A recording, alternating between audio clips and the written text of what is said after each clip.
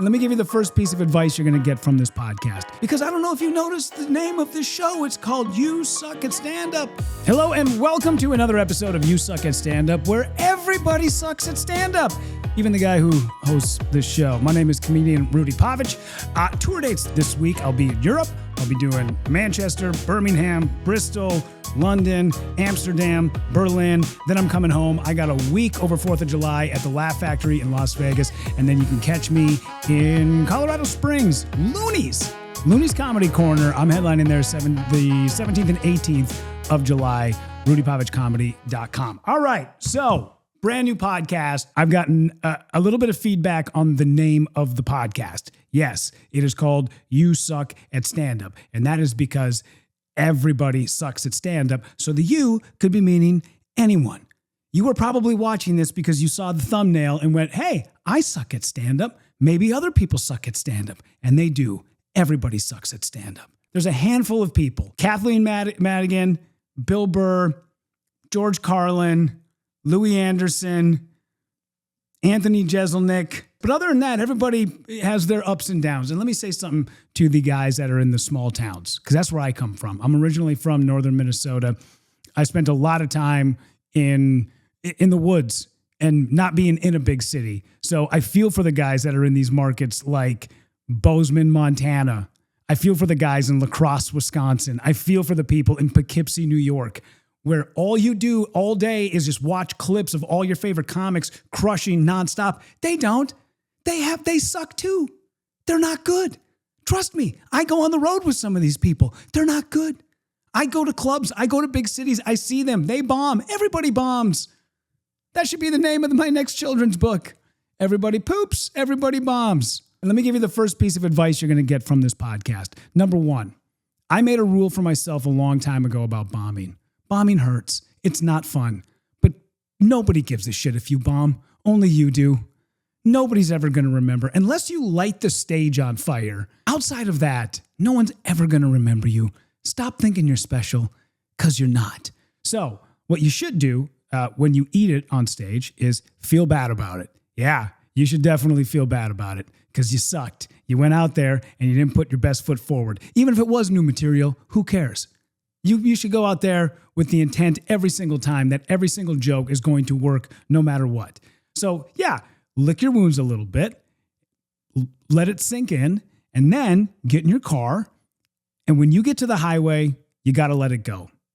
Because I remember just eating it night after night when I was first starting out and thinking for days on end about that joke or that thing I did, or why did I do crowd? Like, that was so dumb. I shouldn't have done crowd work. I'm at an open mic. You don't do crowd work at an open mic. You work on material. That's why you have open mics. And then it dawned on me, nothing's going to change. You can't go back and redo the set. The only thing you can do is listen to it, get better, go forward, and make sure that it doesn't happen again, which it's going to anyways. Because I don't know if you noticed the name of this show. It's called You Suck at Stand-Up. You're going to eat it. So get to the highway and let it go. I wanted to chat just a moment because I had a great conversation with my mom today about... I don't talk a lot about my family because my family and I, there's a lot of ups and downs. They are difficult people to be with. And I know that I'm no damn cakewalk when it comes to family interactions, but the last 6 months with my family has been pretty tumultuous. And I don't want to go into some details about it because they're not here to defend themselves. But I will say this, that it has been incredibly difficult. I've gotten some great material out of it. I will say that. That's the nice part about it.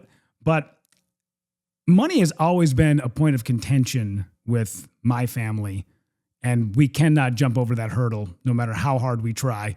So my mom called me, who I have a pretty good relationship with, and said, "Are you working this hard and not making any money?" And I said, "No, Mom, I'm working this hard and I'm losing money. The margins are so slim. There are times where if I don't have my girlfriend, I don't have my daughter, and I'm on the road by myself, hey man, sometimes if it's a long drive and it's 15 hours, we don't need to stop and get a hotel. We'll drive for 7 hours. We'll wait until we get tired. We pull off to the rest stop. We go ahead. We crash for a couple of hours. We get back up. We stop at a Quick Trip. We get a couple of cups of coffee. We throw an energy bar in us, and we make the rest of the drive. No needing to stop at a Marriott Bonvoy because I got to save the extra $150 because if I spend the $150, that means I only made $275 on this trip. So margins are thin. There's no money. Fine. But it's great. I'd rather be broke being a comic than be making money. I had a corporate job. I did corporate radio. I was a morning drive guy. I was an afternoon drive guy on radio in a big market. I don't ever want to go back to that ever again. I never want to step foot in another studio outside of being interviewed. I don't ever want to have a job like that again. I love the freedom of this. It's hard and it sucks.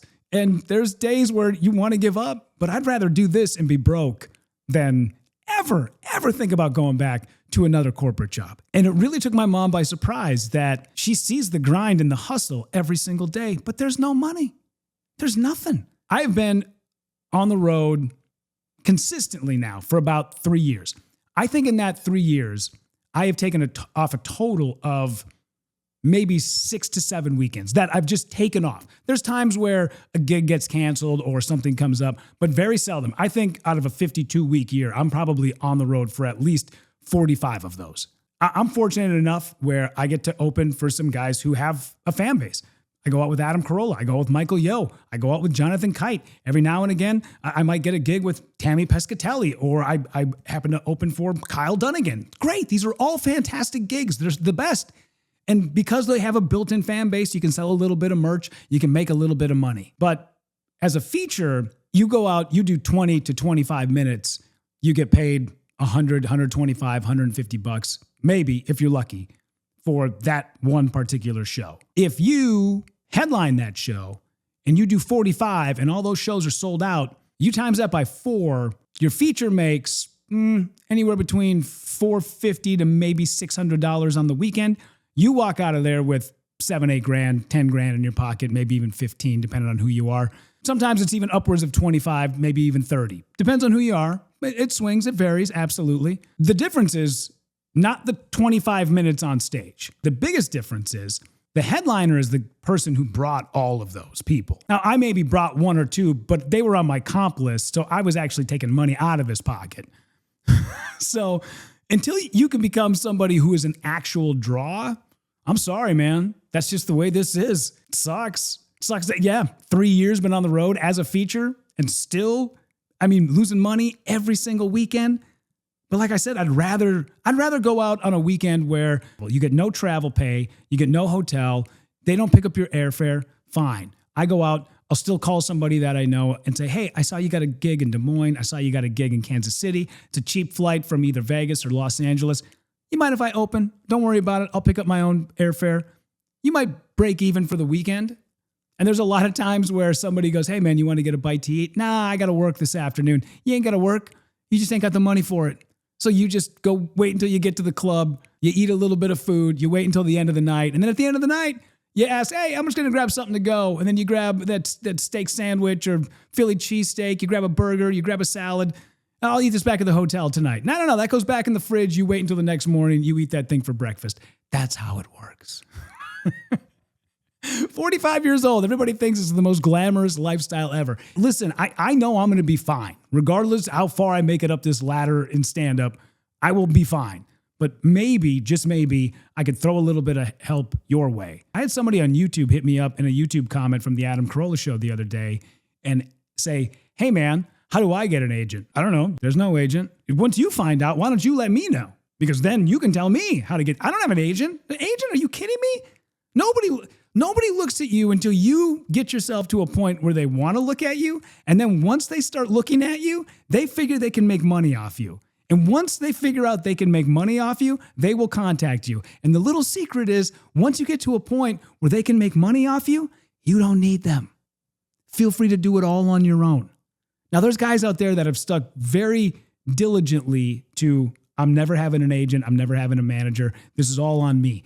Fantastic. You should do that. But what I'm saying is, if you're going to do that, be a nice guy. You got nobody out there that's pounding on doors for you. You got nobody out there who's setting up the deals. You got to do it all on your own. I got to get moving. I wanted to get a podcast out because as I've learned in the past, I kept thinking for the longest time, what do I want to do again? Do I want to do another sports podcast? I want to talk about something that I'm actually passionate about. And stand-up, that's the thing that I love the most. That's the thing that really fires me up. It's the thing I love going up on stage with new material. I love watching it form itself. Obviously it's great when you got a joke and you come out and it hits right away, but man, it is the best when you work on something 4, 5, 7, 10 different times, and then finally, out of nowhere, it just starts working. You can't explain why, but it does.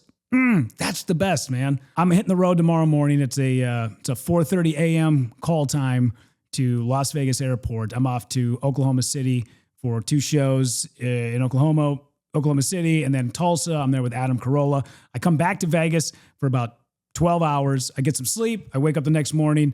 I fly to LAX where I have a 8-hour layover. And then from LAX, I go to Manchester in the UK and we start a run of dates, 6 shows. I'm imagining, just because this page is incredibly small and nobody watches this or listens to it yet, because we're just getting this thing off the ground, that there's not a lot, but I'm just saying, man, check out the website, rudypavichcomedy.com. Please subscribe to this podcast, please. All right. It's not a money thing. It's just, I don't know.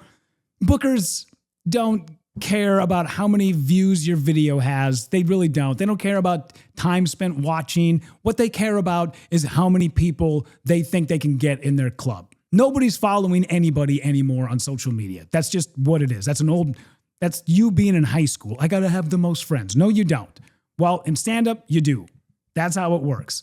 And trust me, we've all been there where we've had to open for somebody who's got 1.3 million TikTok followers or YouTube subscribers, and they all get up on stage and they eat a dick. And then we got to go up there and we got to kill for 20 minutes before they go up and do their 27 minutes, and they walk out with 11 times the amount of money that you can make because they happen to have a following. They don't give a shit about how good you are. If that was the case, I know a million comics that would all be on Billboard somewhere, but they're not.